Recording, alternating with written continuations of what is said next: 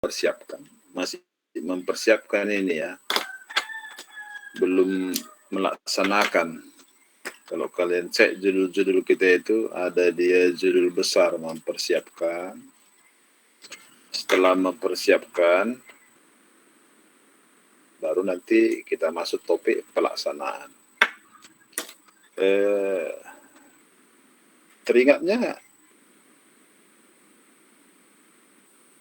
Menurut silabus minggu depan apakah kita UTS? Kita lihat silabus dulu bentar ya.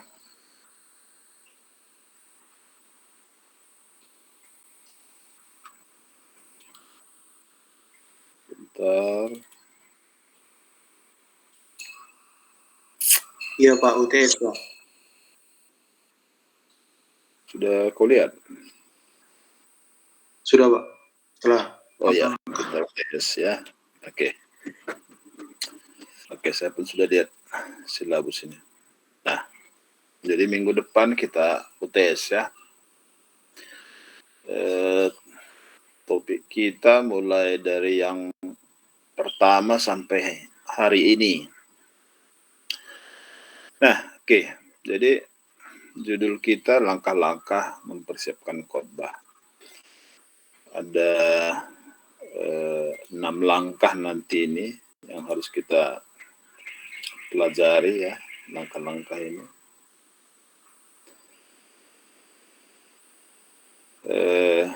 Sekarang kita akan pelajari dulu langkah pertama dan langkah yang kedua. Jadi begini, kita bangun dulu sebuah gambaran.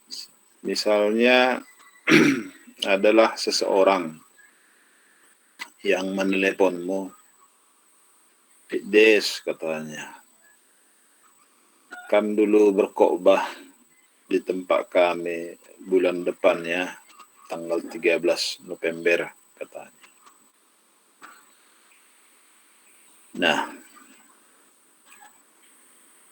selanjutnya apa yang dipikirkan oleh si Pak Des? Kita katakanlah dia katakan oke. Entah apapun percakapannya, pokoknya kesimpulannya akhirnya dia bilang oke, saya siap. Tanya kan. Nah, lalu setelah itu tentu Pak Des berpikirlah, apa langkah-langkah yang harus saya lakukan supaya saya bisa melaksanakan khotbah yang baik pada tanggal 13 November. Gitu.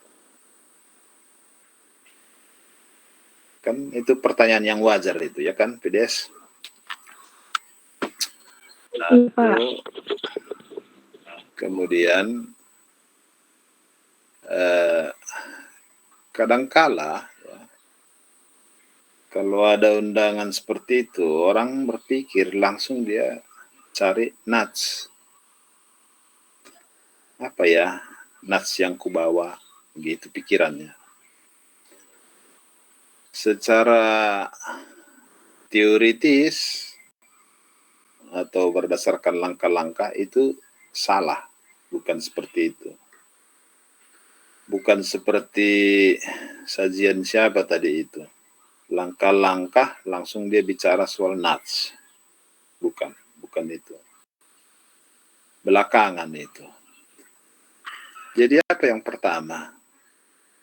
Yang pertama adalah kita mengerti dulu, sadar dulu kita, paham dulu kita tentang kira-kira dasarku berkhotbah apa. Itu dulu. Jadi kita koreksi diri dulu lah. Kita mengoreksi diri dulu kita. Dasarku berkhotbah apa? Kok aku yang diteleponnya? Dan aku mau. Dasarku berkhotbah apa? Itu pertama. Nah, nanti acuan, sekarang dasarnya dulu. Kenapa aku berkhotbah? dasarnya apa, gitu ya.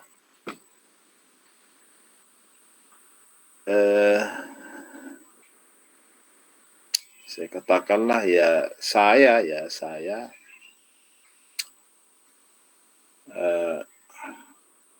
dalam hal ini mengingat apa yang tertulis dalam Ibrani 1 ayat 1 sampai 2.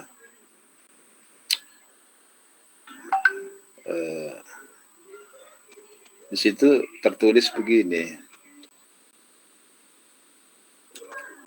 Pada zaman dahulu Allah berbicara kepada nenek moyang kita, maksudnya nenek moyang orang Ibrani, dengan perantaraan pelbagai cara,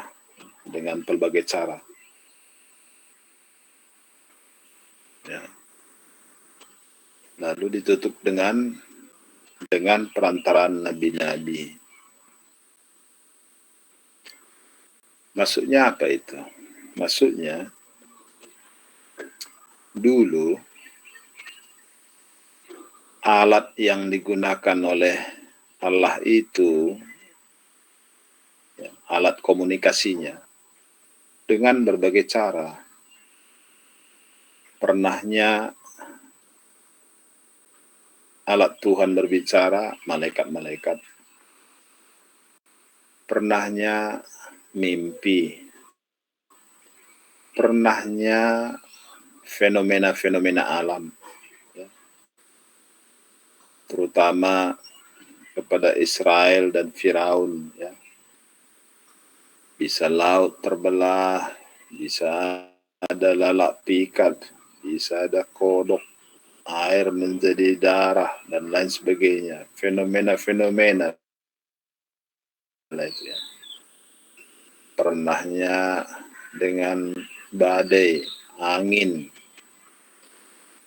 dan lain-lain, fenomena-fenomena alam, ya.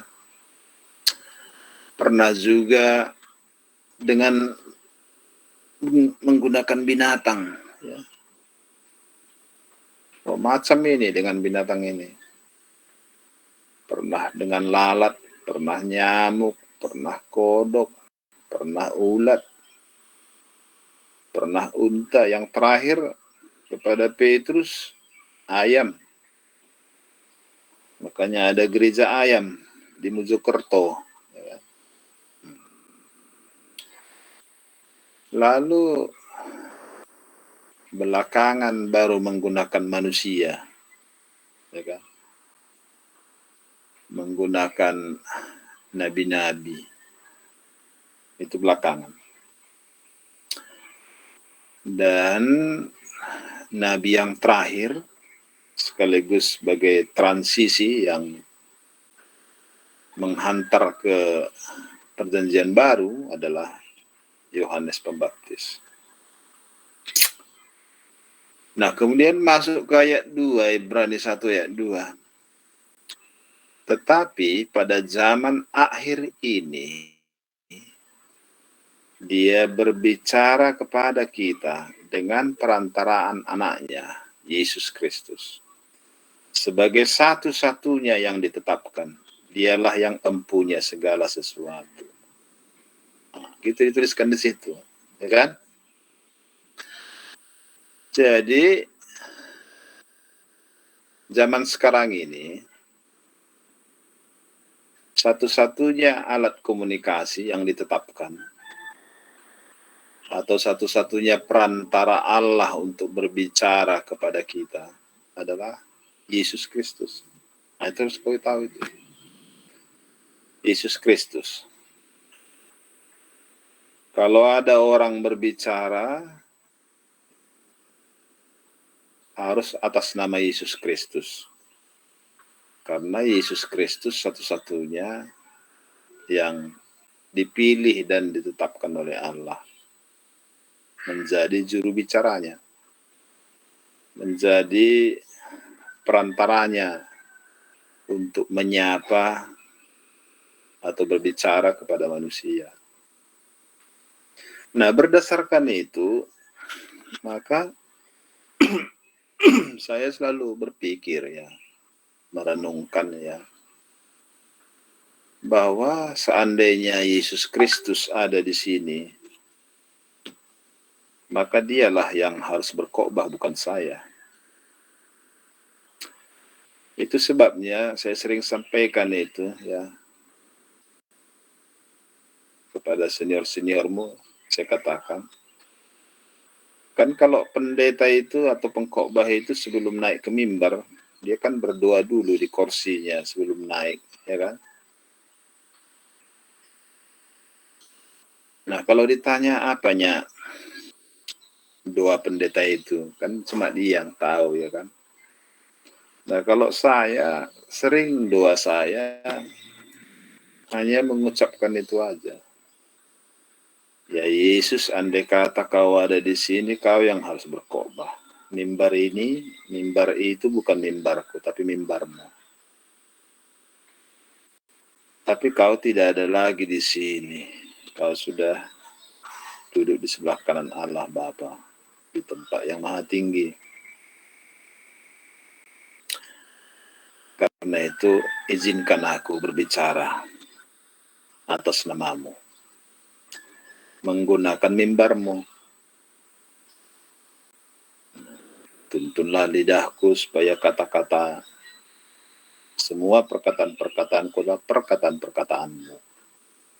Bukan perkataanku, bukan pikiranku, tapi perkataan-perkataanmu. Itu yang kusampaikan.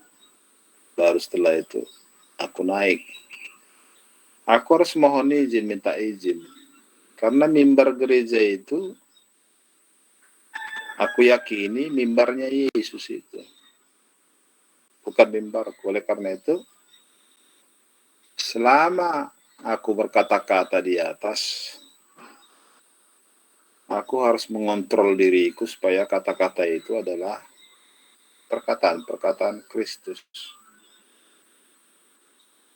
Mimbar itu bukan tempat bagiku untuk mempertontonkan kebolehanku atau kepintaranku. Ya, kalaupun aku dinilai orang bodoh, ya biarlah dinilai bodoh. Asal aku tidak menggunakan mimbar itu untuk melampiaskan hawa nafsuku. Itu sebabnya maka ada banyak kata-kata mutiara tentang mimbar. Adanya yang mengatakan mimbar itu adalah satu wilayah di mana nama Tuhan paling banyak dihina.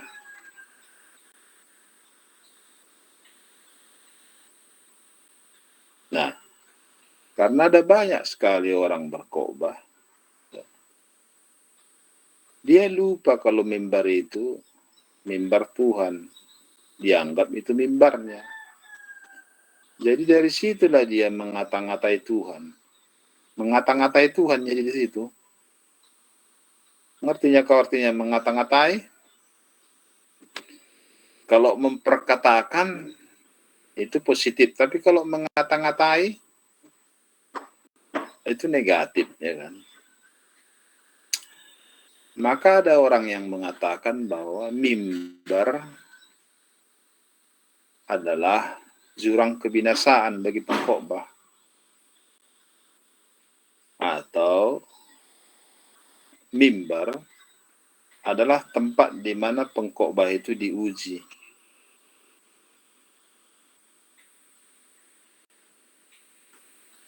Karena mau kata-kata lidah ini begitu mudah mengucapkan kata-kata.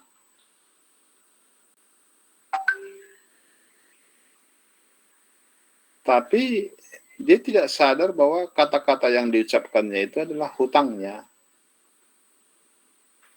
Yang dalam keseharian kata-katanya itu ditagih. Tapi ternyata dia tidak dapat memberikannya. Begitu ya. Jadi di sini zaman apalagi zaman ini ya, zaman sekarang ini kita ditantang semua atau digoda oleh era ini menjadi seleb, menjadi selebritis. Jadi untuk menjadi seleb, ya tentu kita tidak ingin tampil bodoh lah ya.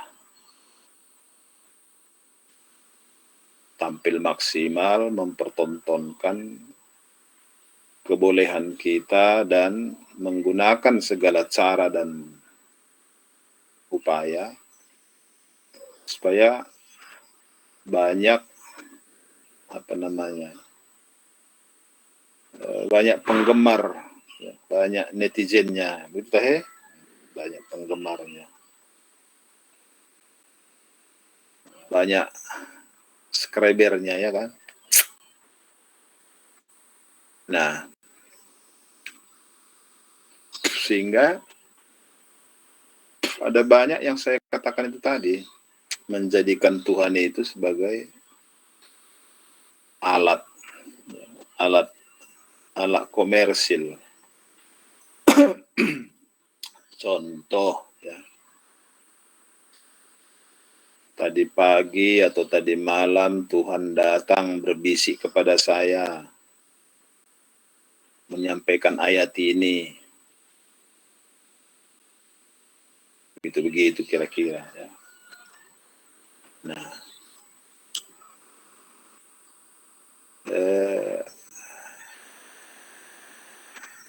saya yakinkan kamu itu suatu kebohongan itu, suatu kebohongan.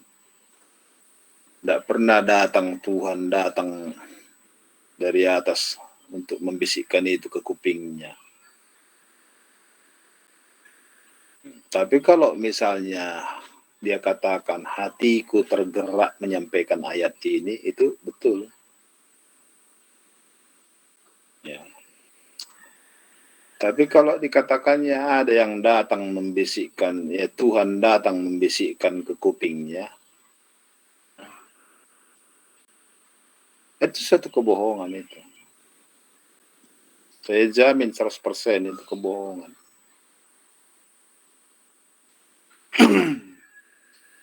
Nah, justru yang harus kita miliki adalah itu tadi, sebuah kesadaran.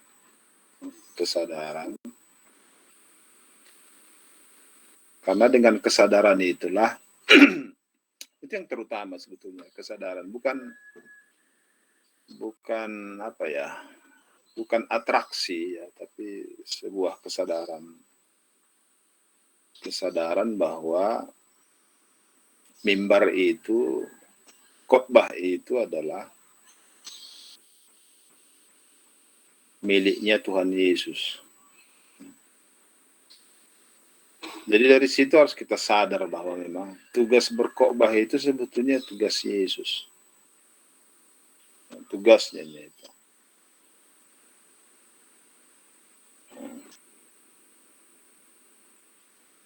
Itu makanya kita lihat di Alkitab kan,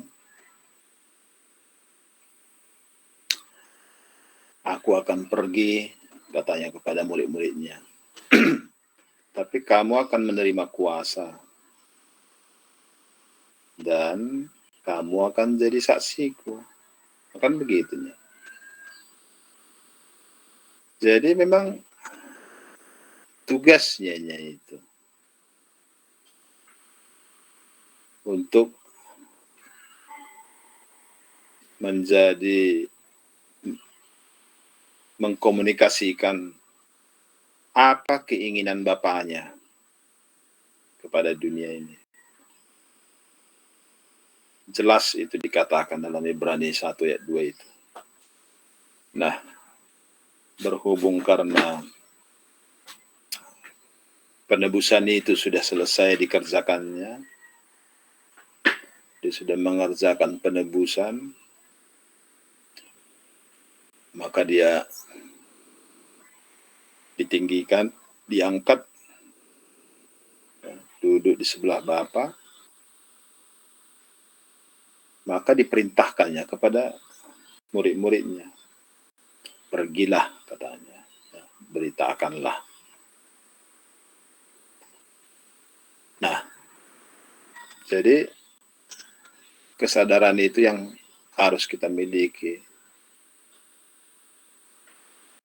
Seandainya dia belum naik ke atas, tidak naik ke atas, dia yang harus berkhotbah, bukan kita. Jadi karena dia sudah naik, kemudian kita katakanlah, kita yakini, kita dipercayainya, dipercayakannya kepada kita tugas ini, itulah dulu kita miliki, kita katakanlah kita dipercayainya, dipercayakannya tugas ini kepada kita. Maka kita harus mohon izin untuk menyampaikan perkataan-perkataannya. Mohon izin menggunakan mimbarnya. Begitu. Jadi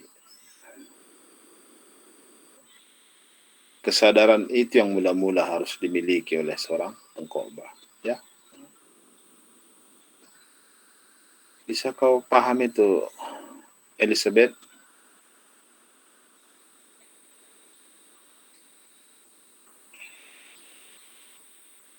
Ya, Iya, Pak. Nah, yang kedua, tentu kita berpikir kalau khotbah itu adalah untuk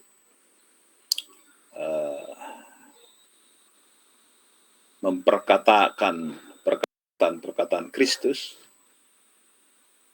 tentu kita bertanya, apa acuanku untuk itu? Dari mana aku dapat perkataan-perkataan Kristus ini? Gitu.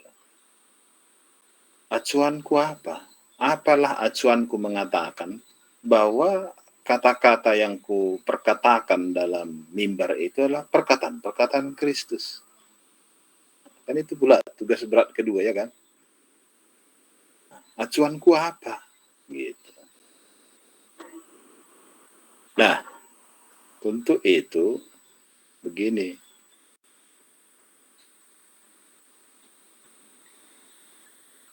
Kita harus punya kesadaran kedua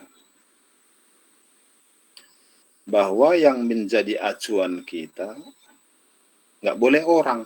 Kenapa nggak boleh orang? Karena orang yang tinggal di bumi ini ada masanya, ada zamannya.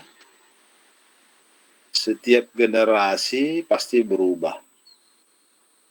Sekarang generasimu, tapi pasti akan berlalu. Kita semua pasti akan pergi, ya, diganti oleh generasi yang lain. Berarti manusia itu adalah fana, hanya sekejap saja. Jadi apa acuan untuk itu? Satu-satunya saksi yang selalu abadi, tidak pernah mati, adalah Alkitab. Meskipun misalnya generasi dan budaya atau tren berubah, Alkitab pasti tetap eksis pada setiap generasi dan pada setiap era. Meskipun misalnya Alkitab kita yang sekarang tertulis ini semuanya akan hilang atau tidak berguna lagi karena trennya begitu. Tapi Alkitab itu pasti akan tetap ada dalam setiap tren budaya pada generasi berikutnya. Kalau nanti memang trennya bahwa semua akan menjadi zaman digital, ya sekarang sudah ada Alkitab digital. Nah, pendek kata bahwa ya, Alkitab itu pasti tetap abadi, tidak akan ada akhirnya. Dia tetap ada, ya, dia tetap ada. Dan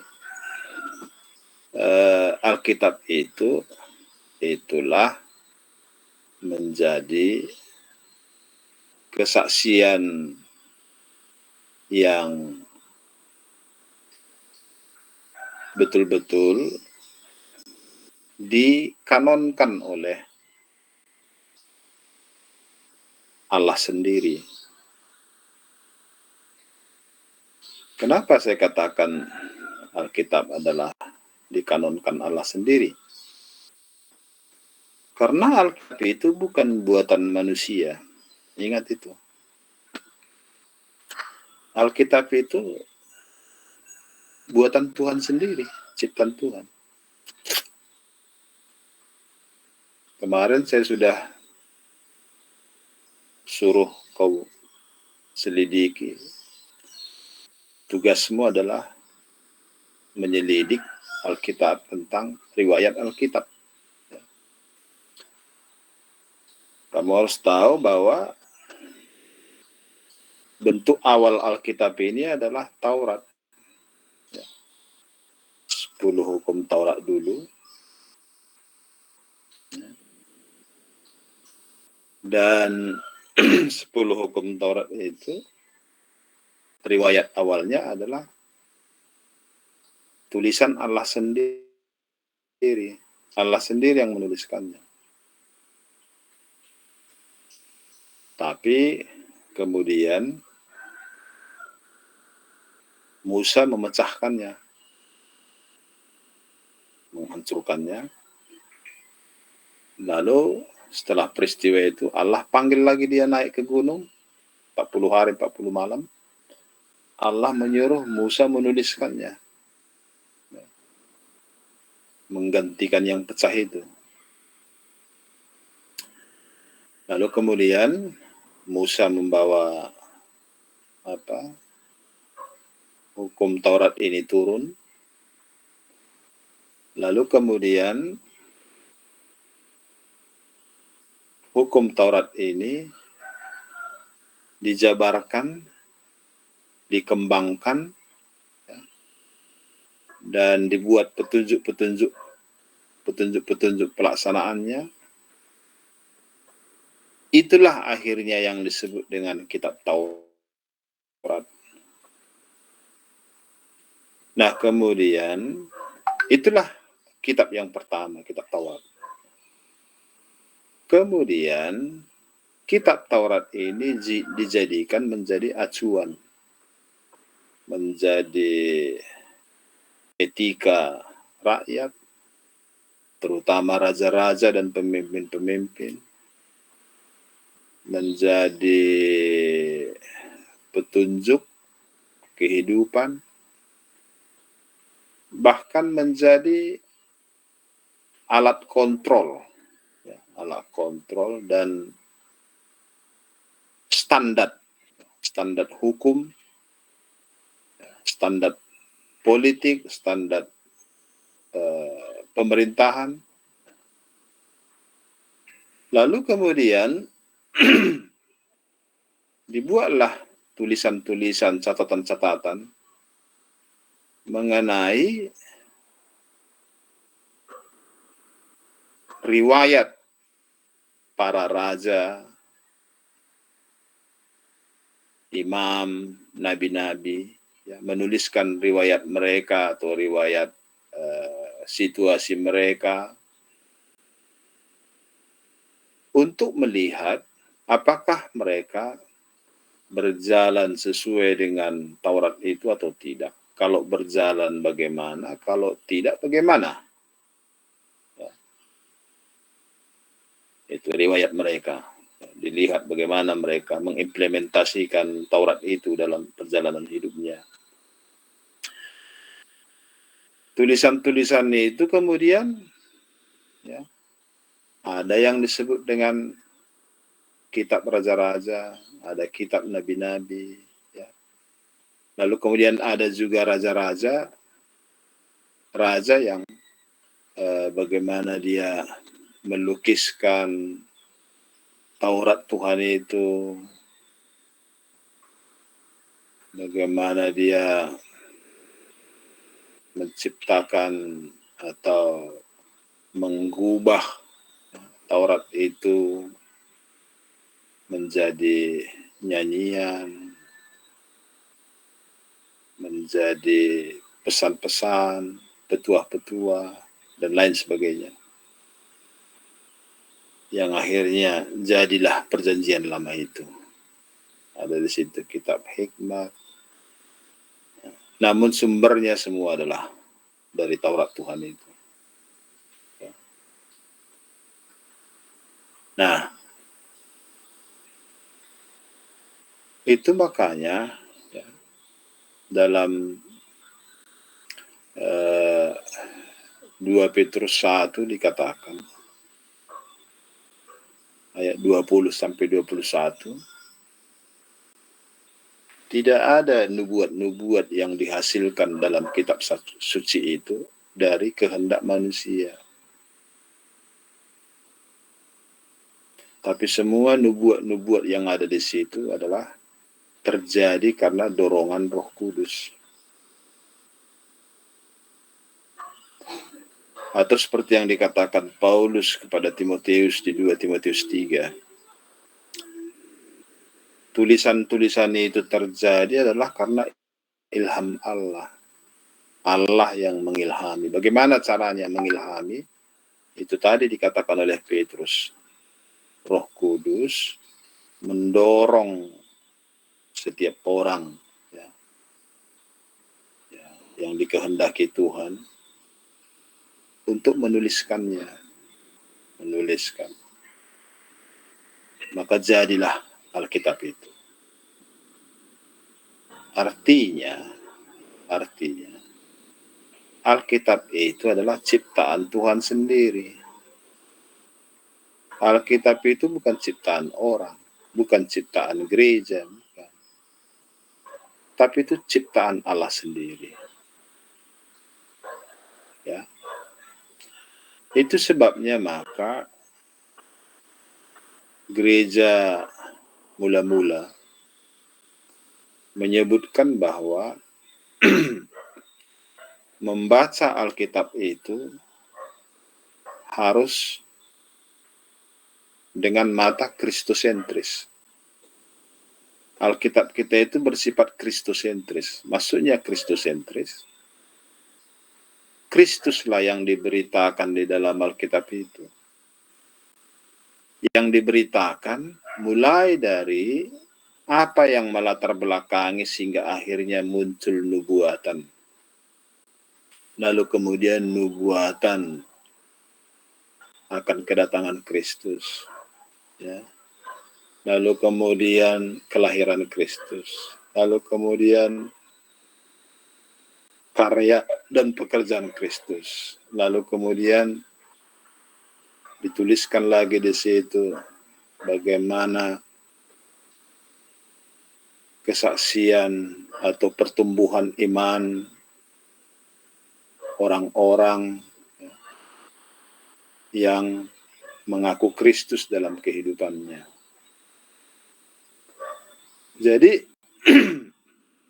semua Alkitab itu adalah kristosentris. Memang Kristus yang diberitakan di dalamnya. Itu makanya dalam homiletika, ciri homiletika itu jelas-jelas dikatakan bahwa homiletika itu artinya mempercakapkan Kristus yang berlandaskan kepada kitab suci. Jadi dengan demikian, acuan kita berkhotbah satu-satunya adalah Alkitab. Karena Alkitablah yang menceritakan isi hati Tuhan, yakni Kristus. Gitu. Jadi Kristus itu adalah ungkapan hatinya Tuhan.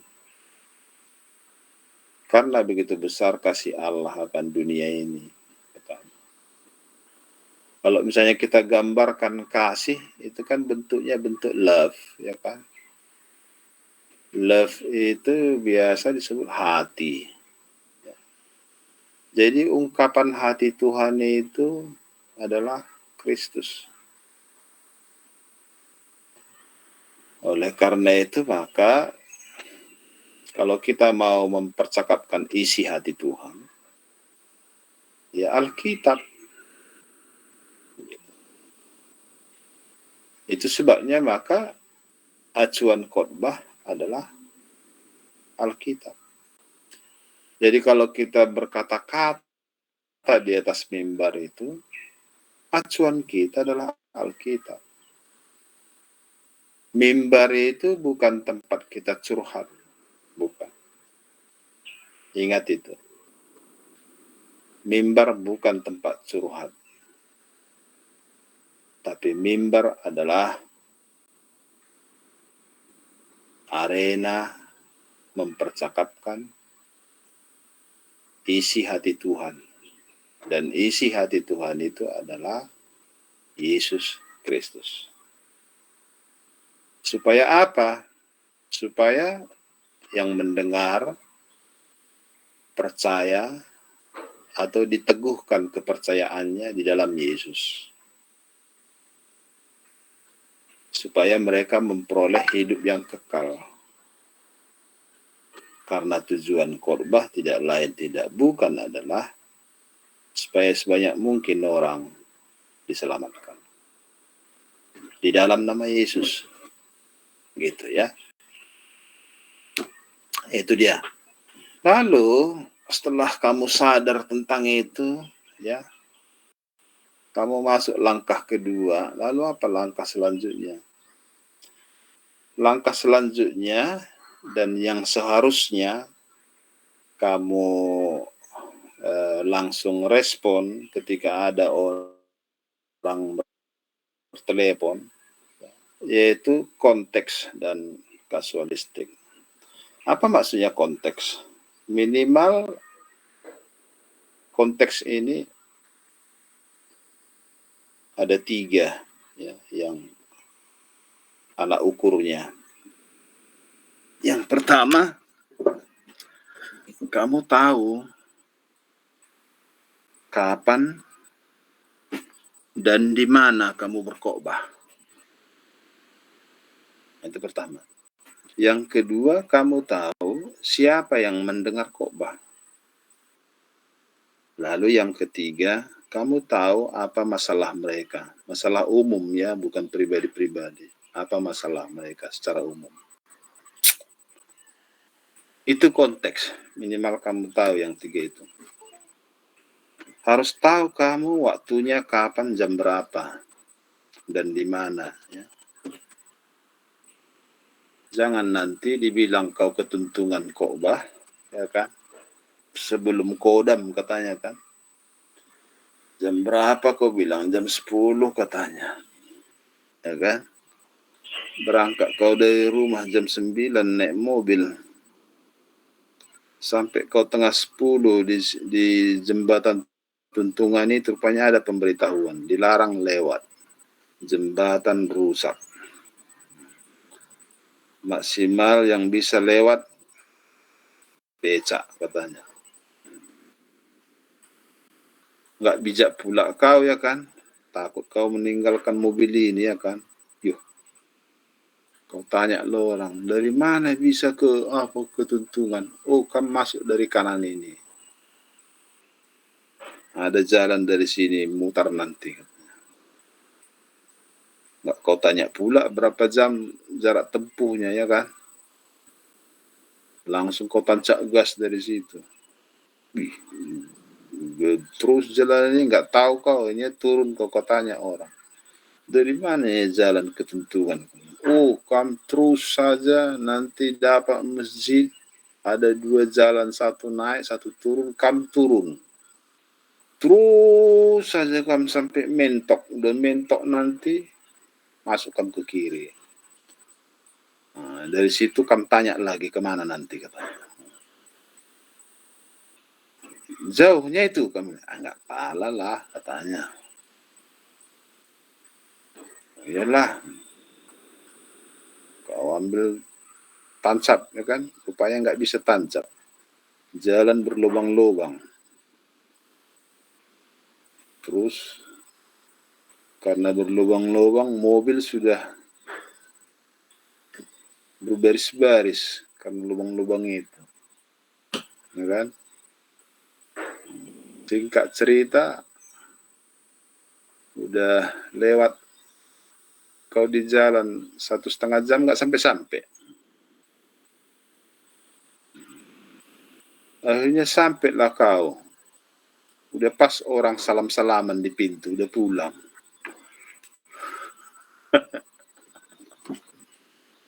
Jadi itu harus diketahui ya. Pernahkah ada kejadian begitu, Pak? Ya pernah. Bukan aku, kawanku, makanya aku ceritakan sama. Mengubur orang mati lagi. Udah dikubur orang matinya, kan? Baru sampai. Itu pula persoalannya. Bisakah mengubur orang mati, pendeta? Katanya bisa, katanya. Kan? Di mana orang mati itu katanya? Di Helvetia. Oh iyalah, aku nanti datang. Dekat mana itu katanya? Ya di jalan asrama itunya itu.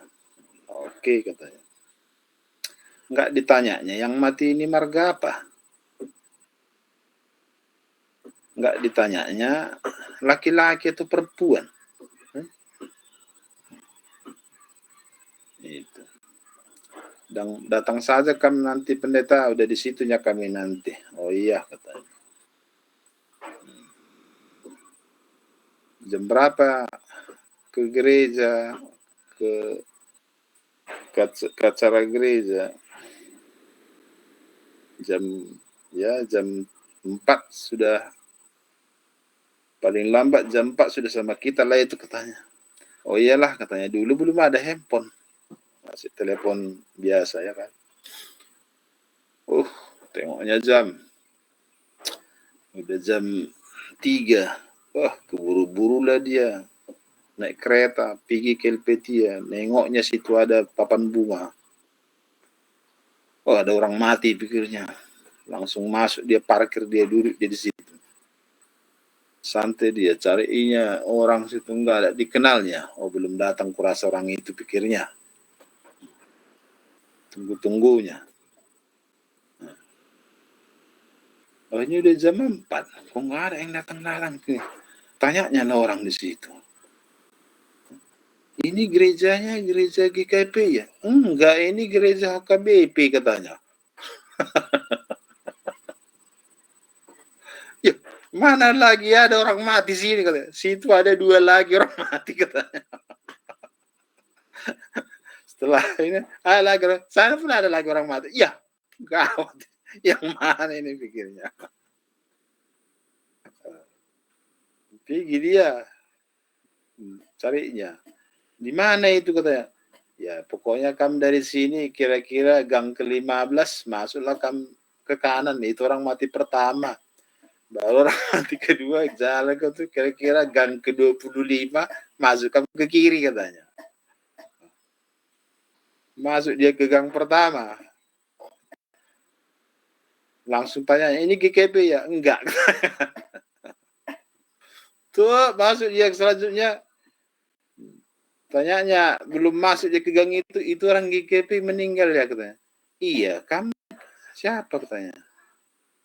Pendeta. Ya udah pergi ke kuburan katanya. Udah berangkat ke kuburan orang itu katanya. Ke kuburan mana? Simalingkar katanya. Pergi dia ke Simalingkar. Sampai Simalingkar. Udah pulang orang itu, datang Udah datang kan pendeta, udah siap pun dikubur, kata mertua itu. Siapa yang kubur? Ya kami lah, katanya. Mana bisa ditunggu-tunggu, katanya. Jadi bodohnya pula kawan ini. Pergi pula dia ke kuburan, kan gitu. Bagusnya kian pergi dia ke rumah tidur, dia sudah selesai situ kan. Ini pergi pula dia ke kuburan. Jadi terkabarlah berita itu sampai kemana-mana kan. Gitu. Nah, itu resikonya. Jadi makanya pendeta-pendeta dulu, ya dulu, kalau dibilang dia khotbah hari Minggu, Sabtu piginya dia meninjau lokasi. Di mana ya gereja itu? Kecuali sudah memang pagarannya udah tahu betul dia, ya kan? Kalau di telepon aja tadi, diundang kita kan. Lalu kemudian harus tahu kita siapa yang mendengar. Sebentar ya.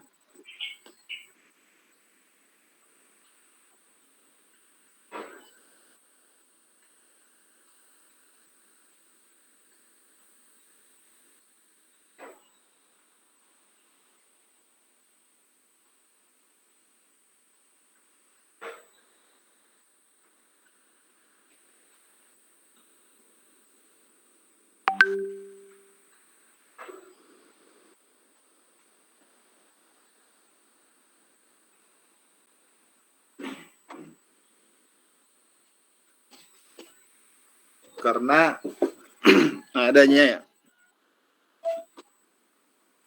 menyebutkan begini, adanya khotbah mengangkasa, ada juga khotbah yang mendarat.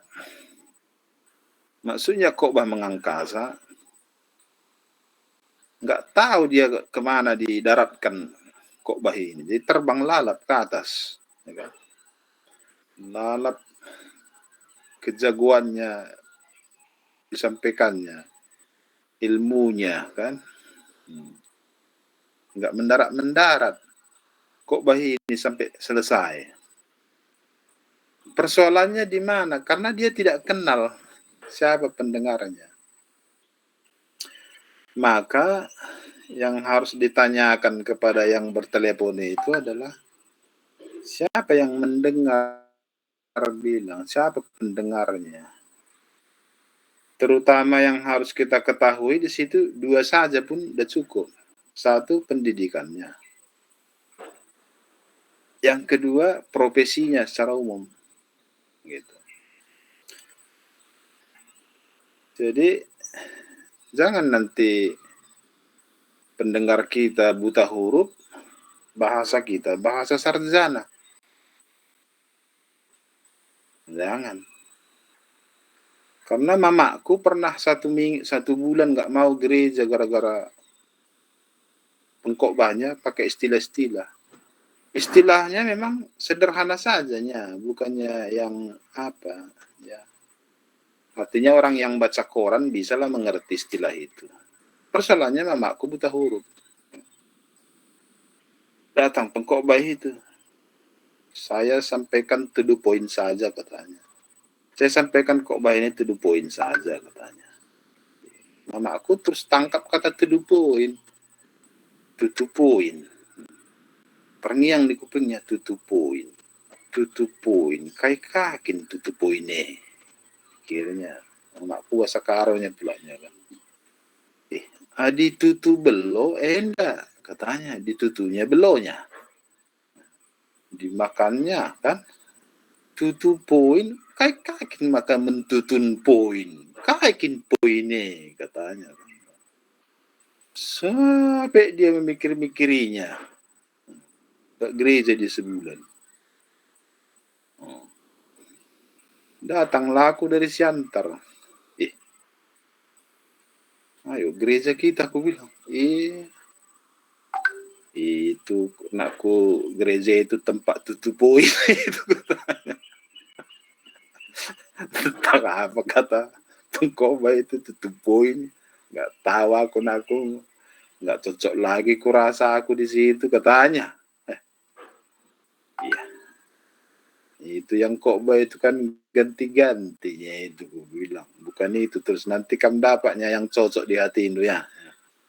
Kalau pergi kita, baru dia pergi. Nah, itulah korban istilah itu loh. Korban istilah mengurangi pendapatan gereja. Karena nggak nyetor kulitil lagi di sebulan kan. Kan mengurangi pendapatan gereja itu. Nah, jadi makanya jangan apa namanya ya, mempertontonkan kebolehan, kejagoan. Jangan kau pikir kau pakai bahasa Inggris, bahasa Yunani, bahasa Ibrani, mendarat khotbahmu itu enggak mengangkasa. Imago Dei, similitudo Dei, ku bilang. Lalang gua dona, kata yang buta huruf. Oh pertuasun lebih pendeta, mau keritambar, nah. Tanya dulu pendeta itu pertua. Tahu dah habis jawabannya itu katanya. Tah kaikin Nina, entah apa katanya itu nggak tahu lagi kami. Kurasa sudah bosan kurasa itu di kampung ini ya katanya pula. Udah bahasa lidah dia deh, bahasa lidah dia di sini katanya. Jadi gitu ya, jadi harus itu yang kedua. Kemudian yang ketiga ya ditanyalah masalahnya. Karena satu-satunya cara mendaratkan khotbah ini ya menyentuh masalah, nggak ada cara lain. Gitu. Hanya itu caranya mendaratkan. Karena di darat banyak, di angkasa nggak ada masalah. Ya kan? Jadi kalau nggak menyentuh masalah, ya mengangkasalah terus khotbah ini, menaik terus, terbang terus, naik dia ke sorga. Padahal Yesus turun ke bumi. Ini khotbahmu naik ke sorga. Begitu. Banyak kali gitu. Doa pun selalu naik ke sorga. Ya kan? Nggak pernah turun ke bumi. Ya kan? Nah itu ya. Itu apanya. Itu konteks itu ya. Jadi diketahui dulu konteks. Jangan langsung kau cari-cari ayat. Jangan. Itu belakangan itu. Konteks ini dulu diamankan. Apapun kau bikin ayatnya, kalau kau tak tahu, tak kenal konteks, nggak ada itu. Makanya di dogma pun syarat berdogma kan itunya. Teks tambah konteks. Kan itunya dia. Teks konteksnya dia. TK. Teks menyapa konteks. Gitu. Kalau teks nggak menyapa konteks, nah itu mengangkasa namanya. Ya. Maka terbanglah dia, terbang tinggi ke angkasa. Kalau dia mendarat, nah itu baru namanya membumi lah itu. Nah, Allah menjadi manusia, baru begitu dia, membumi dia. Begitu sifat khotbah itu. Nah, jadi kalau disebut kasualistik itu apa itu kan? Selain ibadah minggu ada ibadah-ibadah kasualistik namanya ya kan. Pertama-tama kita ketahui konteksnya. Kalau ada pernikahan ya kan. Tanya apa itu yang menikah itu. Kira-kira dari mana saja nanti keluarga kita ini. Gitu. Bagaimana pendidikannya, profesinya, begitu. Jadi karena kita berkhotbah kan sekaligus menyapa orang banyak juga. Bukan hanya yang menikahi ini. Kita katakanlah kita menyapa orang banyak, entah 20% yang menikah, 80%. Ya kan? Jadi yang kita sapa ini harus kita kenal lah. Itu namanya konteks itu. Gitu ya. Nah, moga-moga kau sudah bisa bijak mengolah itu ya. Oke, itu aja Melda. Kalau ada bertanya boleh satu. Buka kameramu Melda. Sudah Bu dari tadi Pak. Speaker mau suku speaker.